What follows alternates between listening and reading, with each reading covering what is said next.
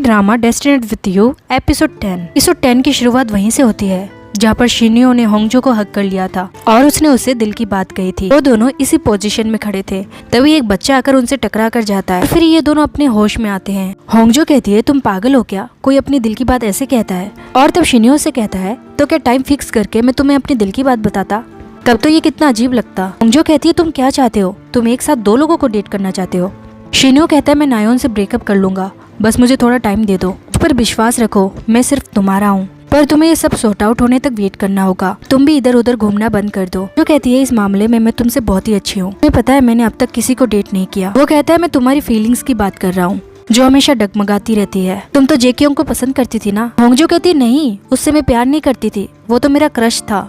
Crush अलग होता है और प्यार करना अलग होता है। शिन्यो कहता है, प्यार करना तो प्यार करना ही होता है, जो भी है इसे खत्म कर दो, मुझे अच्छा नहीं लगता। होंगजो मुस्कुराकर कहती है, ठीक है, अब तुम घर चले जाओ, तुम्हें फिर से ठंड लग जाएगी और तुम बीमार पड़ जाओगे। शिन्यो कहता है, पहले तुम जाओगी तभी मैं यहाँ से जाऊंगा, नहीं तो मैं पूरी रात यही रुकने वाला हूँ। और फिर होंगजो यहाँ से निकल जाती है। यहाँ से निकलने के बाद शिन्यो योनवोल दादी के पास पहुँच जाता है। वो उन्हें बताता है कि जब मैं उसके साथ होता हूँ तो मुझे ऐसा फील होता है कि जैसे मैं उससे लंबे समय से प्यार कर रहा हूँ। वही घास की खुशबू और उसकी महक, उसके पास आने से सेम वैसा ही महसूस होता है। योनवोल दादी कहती है, वो कोई दूसरा शख्स था, तुम दोनों पूर्व जन्म में मिले होंगे। इसके बाद वो लोग फिर से जब जन्म लेते हैं तो वो भी आम लोगों की तरह ही दिखते हैं, जैसे कि मुझे ही ले लो। शिन्यो कहता है, अटूट रिश्ते से आपका ये मतलब था। दादी कहती है, इंसान के कर्म लोहे की चेन की तरह मजबूत होते हैं, इसे समय की आंच भी नहीं पिघला पाती, फिर चाहे कितने भी युग गुजर जाए। शिन्यो कहता है, अगर ऐसी बात है तो ये बात मुझे ही याद है, उसे क्यों याद नहीं आता। दादी कहती है, ये बात तुम उससे जाकर क्यों नहीं पूछते, तुम्हें कहीं डर तो नहीं लगता कि वो तुम्हारी बातों पर विश्वास नहीं करेगी। तुमने कई सदियों बाद फिर से जन्म लिया है और तुम ये महसूस कर पाते हो, तो जरूरी नहीं है कि वो भी इसी टाइम ये महसूस करे, उसे थोड़ा वक्त दो। जैसे कोई चीज जलाने के बाद उसे फिर से नहीं जलाते, ये सब उसे याद दिलाने के लिए तुम उस पर फोर्स मत करो, उसे अपना आप सब कुछ याद आ जाएगा। हॉस्पिटल से बाहर आने के बाद शिन्यो नायोन को कॉल करता है और दूसरी तरफ देखते हैं नायोन कॉल रिसीव नहीं करती और उसके साथ मिस्टर ली भी था। उससे कहता है, तुम शिन्यो को छोड़ क्यों नहीं देती। नायोन कहती है, मैं उससे ब्रेकअप नहीं करूंगी। वो कहता है, अपने आप को देखो, तुम गलत दिशा पे जा रही हो, अगर मैं तुम्हारी जगह पे होता तो ऐसे नहीं जीता। अब नायोन कहती है, मैं शिन्यो को पसंद करती हूँ। मिस्टर ली हंसते हुए कहते हैं, ऐसा है तो फिर तुम लगातार मेरे साथ क्यों सो रही हो। वो कहती है, क्योंकि वो मेरा अकेलापन दूर नहीं करता। आगे देखते हैं शिन्यो नायोन से मिलने आता है। नायोन खुशी खुशी आकर उससे घूमने जाने की बात कर रही थी। शिन्यो उससे कहता है, मुझे कहीं नहीं जाना और कार में जल्दी से आकर बैठो। अंदर आने के बाद नायोन उससे इधर उधर की बातें करने लगती है। शिन्यो कहता है, ये सब छोड़ो और मेरी बात ध्यान से सुनो। नायोन कहती है, मुझे नहीं सुनना, और वो कार के बाहर आ जाती है। शिन्यो भी उसके पीछे आता है और नायोन कहती है, तुम मुझसे ब्रेकअप करना चाहते हो, तुमने कहा था तुम ये सब खत्म कर दोगे, तुम मेरे साथ ऐसा कैसे कर सकते हो, हमने इतने लंबे टाइम तक डेट किया है, अगर तुम मुझसे भी अच्छी लड़की को पसंद करते तो समझ में भी आता। मुझे लगता है तुम कंफ्यूज हो, तुम्हें ऐसा लग रहा होगा कि तुम उससे प्यार करते हो, पर ऐसा नहीं है। शिन्यो कहता है, ऐसा ही है, मैं उससे प्यार करता हूँ और ये मैं फील कर चुका हूँ, अब तुम्हें जो समझना है समझ लो, पर मैं तुमसे झूठ नहीं बोलूंगा। अगली मॉर्निंग जब होंगजो घर से बाहर आती है तो उसके सामने शिन्यो खड़ा था और वो उसके लिए बुके लेकर आया था। होंगजो उससे पूछती है, क्या तुमने नायोन को सब बता दिया, और शिन्यो अपना सिर हिलाकर हाँ कहता है। जिसके बाद होंगजो बुके को लेती है और तभी वहाँ पर जेकियोंग भी बाहर आ जाता है। वो होंगजो से बुके छीन कर फेंक देता है और कहता है, इससे बुके लेने की कोई जरूरत नहीं है, तुम मेरे साथ चलोगी और मैं तुम्हें इससे ज्यादा खुश रखूंगा। शिन्यो भी उसका हाथ पकड़ लेता है और कहता है, तुम मेरे साथ चलो, मैं तुम्हें ज्यादा खुश रखूंगा। ऐसे ही दोनों होंगजो का हाथ पकड़कर उसे खींचने लगते हैं। दोनों में से कोई भी होंगजो का हाथ छोड़ने को तैयार नहीं था और तभी सामने से एक डिलीवरी बॉय आ रहा था।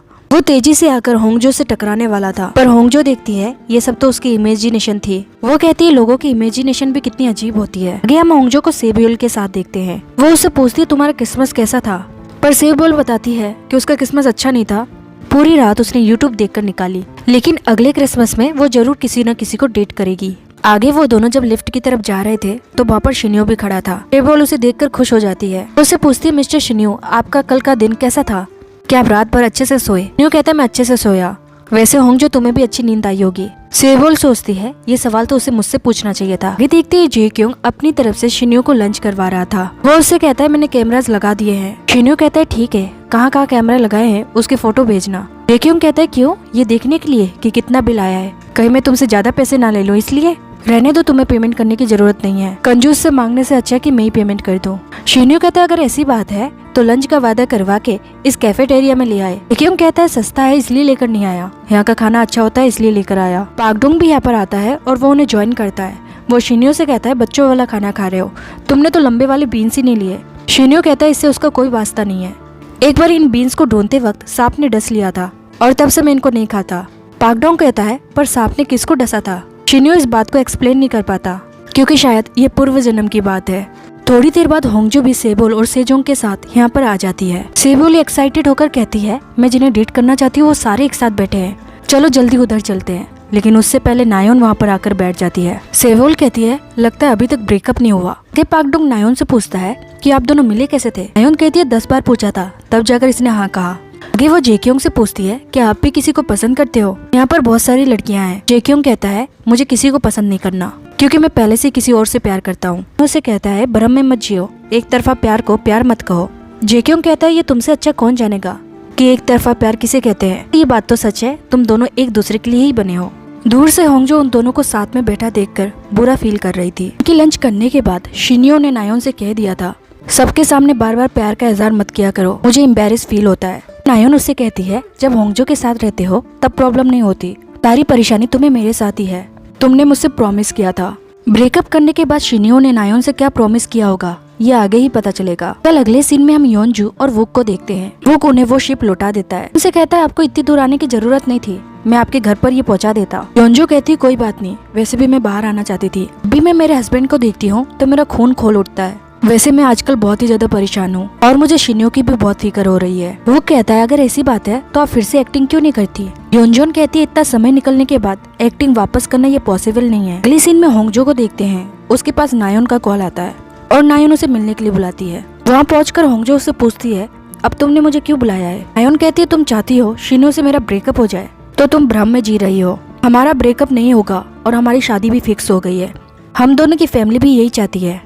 होंगजो कहती है अगर ऐसी बात है तो ये सारी बातें आकर तुम मुझे क्यों कह रही हो, हम तो कोई अच्छे दोस्त है नहीं। नायोन सोचती है ये ऐसे नहीं मानने वाली, इसलिए वो अब होंगजो को भड़काने लगती है। वो कहती है तुमने कभी किसी को डेट नहीं किया ना, इसलिए तुम्हें कुछ नहीं पता। हम दोनों एक दूसरे को काफी समय से डेट कर रहे हैं। जब कोई लंबे समय से डेट करता है तो वो एक दूसरे को छोड़ते नहीं, उनमें प्रॉब्लम्स आती है पर बाद में वो दोनों लड़ झगड़ कर एक साथ आ ही जाते हैं। इसलिए तो कल रात भी वो पूरे टाइम मेरे साथ था, मेरे हाथों को पकड़ रखा था क्योंकि मुझे ठंड लग रही थी। मुझे किसी आदमी पर इतना विश्वास नहीं करना चाहिए, वो अपनी औकात दिखाई देते हैं।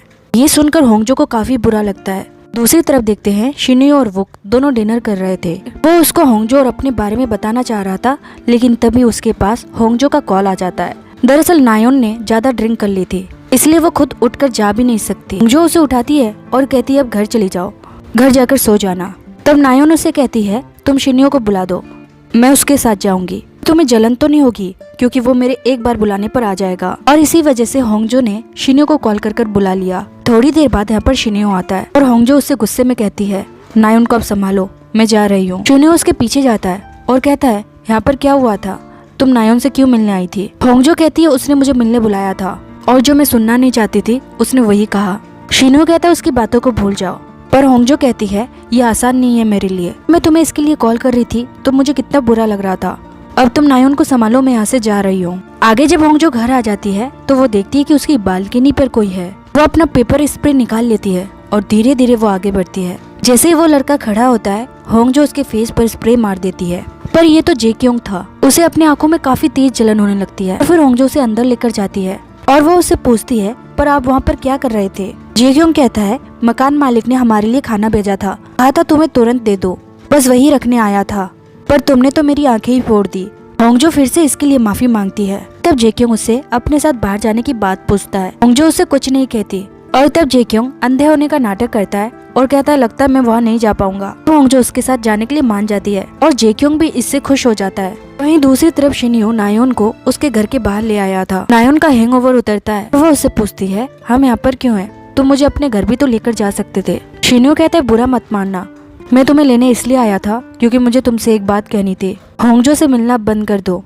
कहती है बस यही कहना था, बहुत ही बुरे हो तुम। शिन्यो फिर से उससे कहता है तुम्हें जो समझना है समझ लो, वहीं पूरी रात होंगजो नायोन की बातों को सोच रही थी। उसे जलन भी हो रही थी और गुस्सा भी आ रहा था। अगले मॉर्निंग जेक्योंग उसे ऑफिस छोड़ता है और शिन्यो होंगजो को उसकी कार से उतरते हुए देख लेता है। वो ऑफिस में पहुंचते ही पहले होंगजो को बुलाता है। होंगजो के आने पर वो उससे पूछता है कि तुम इतना बन ठन कर क्यों आई हो। होंगजो कहती है मेरी मर्जी में कैसे भी कपड़े पहनूं। आगे वो कहता है तुम्हें क्या लगता है जेक्योंग की कार से उतरोगी तो किसी को कुछ पता नहीं चलेगा। मैंने तुम्हें वहाँ पर वेट करने को कहा था तो तुम जेक्योंग के साथ क्यों आ गई। जो कहती है और तुम्हारा क्या, तुम तो बार बार नायोन के साथ घूमते रहते हो। अब तक तुमने इससे ब्रेकअप भी नहीं किया। कल रात को जब तुम उसे वहाँ लेने आए थे तब मैं उम्मीद कर रही थी कि तुम वहाँ नहीं आते। पूरी रात ये सोचकर परेशान होती रही कि तुम दोनों के बीच क्या हो रहा होगा। शिन्यो उसे कहता है तो तुम्हें जलन हो रही है इसलिए तुम जेक्योंग के साथ घूम रही हो। होंगजो कहती है मुझे कुछ समझ नहीं आ रहा, मुझे गुस्सा भी आ रहा है, मैं अभी तक कंफ्यूज हूँ क्योंकि तुमने अभी तक मेरा भरोसा नहीं जीता है। तब शिन्यो उसे कुर्सी में बिठा देता है और कहता है मैंने तुमसे वादा किया, क्या ये काफी नहीं है। जिसके बाद वो उसके क्लोज जाने लगता है और होंगजो कहती है तुम्हारा अभी तक ब्रेकअप नहीं हुआ है। शिन्यो कहता है नहीं हुआ है तो जल्दी हो जाएगा। जिसके बाद वो उसके और भी क्लोज जाने लगता है। लेकिन तभी वहाँ पर पाक डोंग आ जाता है और शिन्यो होंगजो को चेयर के साथ दूर खिसका देता है। पाक डोंग कहता है आप ये क्या कर रहे थे, आपने होंगजो को अभी धक्का दिया। होंगजो कहती है नहीं ये कुर्सी अपने आप इधर आ गई थी। जिसके बाद वो हड़बड़ी में यहाँ से चली जाती है।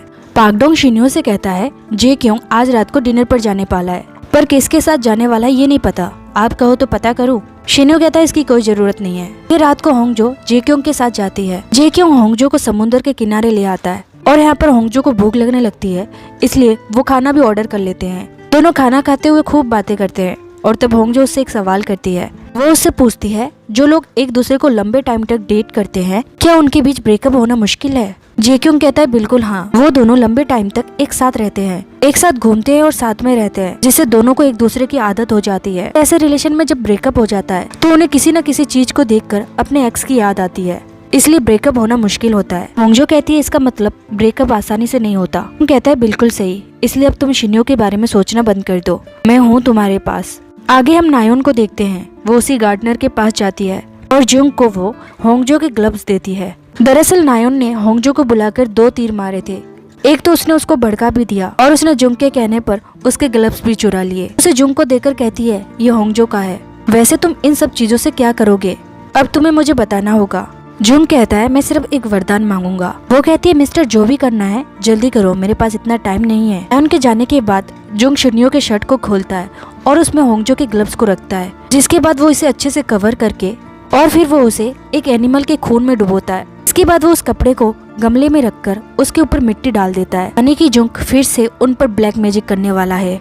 अगले दिन शिन्यो फिर से होंगजो को कॉल करके अपने ऑफिस में बुलाता है और जैसे ही वो पीछे से आती है शिन्यो उसे कहता है तुम्हें कितनी बार फोन किया पर तुम इतने धीरे से आ रही हो। पर वो होंगजो नहीं थी। नायोन ये सुनकर गुस्सा हो जाती है और कहती है तुमने मुझसे प्रॉमिस किया था, अब तुमने ही बात बिगाड़ी है। जिसके बाद वो यहाँ से गुस्से में चली जाती है। नायोन यहाँ से डायरेक्ट अपने फादर यानी मेयर के पास चली जाती है। थोड़ी देर बाद मेयर यहाँ पर जेक्योंग को बुलाता है। फिर जेक्योंग यहाँ से गुस्से में शिन्यो के पास जाता है। वो उसे गाली देते हुए कहता है आखिर तुमने औकात दिखा दी ना। तो उससे कहता है लगता है तुम्हें भी बात करने की तमीज नहीं है। तब वो कहता है मैं अभी अभी मेयर के ऑफिस से आ रहा हूँ, उन्होंने मुझे ऑर्डर दिया है कि होंगजो को यहाँ से ब्रांच ऑफिस ट्रांसफर कर दिया जाए। उसके ऊपर गलत चाल चलन का आरोप लगा है और ये सब तुम्हारी गलती है। हमारी गलत हरकतों की वजह से आज होंगजो को इतनी बेइज्जती सहनी पड़ेगी। ये सुनकर शिन्यो को भी बहुत गुस्सा आ जाता है। वो उससे कहता है अच्छा हुआ तुमने मुझे आकर ये बताया, तुम टेंशन मत लो, जो भी करना है अब मैं करूँगा। इसके बाद वो मेयर से बात करने आ रहा था लेकिन तभी रास्ते में उसे होंगजो मिल जाती है। वो उससे पूछता है तुम कहाँ जा रही हो। होंगजो कहती है मेयर ने मुझे बुलाया है। शिन्यो होंगजो को मेयर से मिलने नहीं जाने देता और वो उसका हाथ पकड़कर उसे सबके सामने नीचे लेकर जाता है। शिन्यो होंगजो को समुद्र के किनारे ले आता है। वो उससे कहता है कि मैंने नायोन से ब्रेकअप की बात कर ली थी पर उसने मुझसे कहा ब्रेकअप की बात ऑफिस में पता नहीं चलनी चाहिए, नहीं तो इससे उसे एम्बैरेस फील होगा।